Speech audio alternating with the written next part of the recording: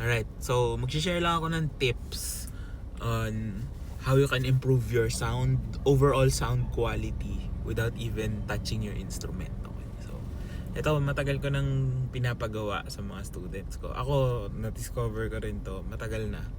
Pero parang it's kind of funny kasi parang walang basis, no? Walang scientific basis or ano. Pero ito, tatry ko i-explain, no?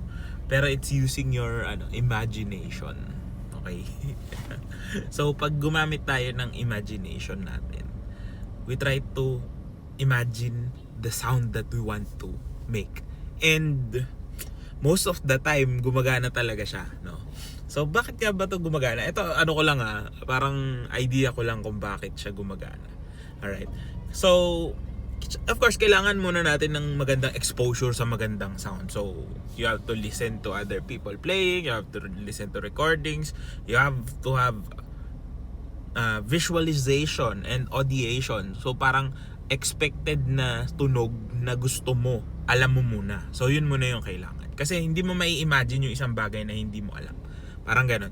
So, you have to imagine it within yourself, yung tunog na gusto mo. And most of the time lumalabas talaga siya kahit na wala tayo masyadong binabago.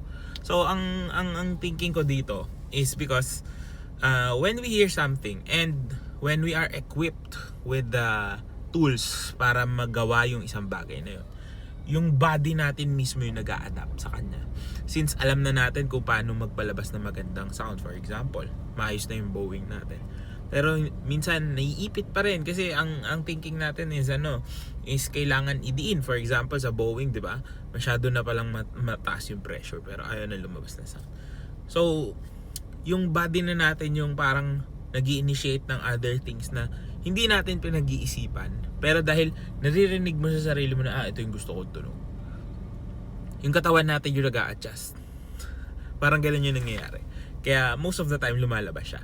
Now, hindi pwedeng puro imagination lang Kailangan pa rin ng proper technique. Pero it helps to bring out the sound that you really want. Kasi minsan, kapag puro technique lang tayo naka-focus, pag puro tinitignan lang natin yung kamay natin, tinitignan natin yung katawan natin, nakakalimutan natin kung ano talaga yung pinaka-importante, which is the sound quality. So if we understand how to produce that sound, or we have an idea or a baseline of what sound we really want to achieve by imagining it nga, diba? And nagkakaroon tayo ng chance to recreate that sound, no? So again, you just have to have the standard or understand ano ba yung gusto mo, diba? Kasi minsan kahit na gusto natin palabasin yung malakas pero wala tayong idea ano ba yung nararamdaman pag malakas yung tunog, or ano ba talaga yung malakas na sound.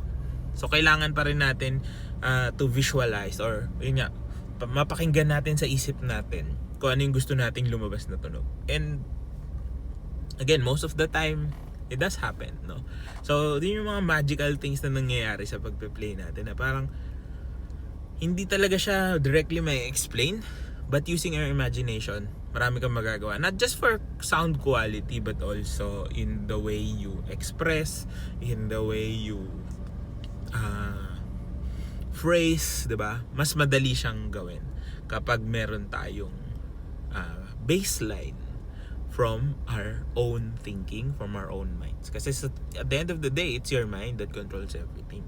So if you can imagine a good sound, if you can imagine the biggest sound you can produce, most likely nasa sayo yun. And kayang-kaya mo gawin yan. Sana nakatulong to, and good luck sa'yo.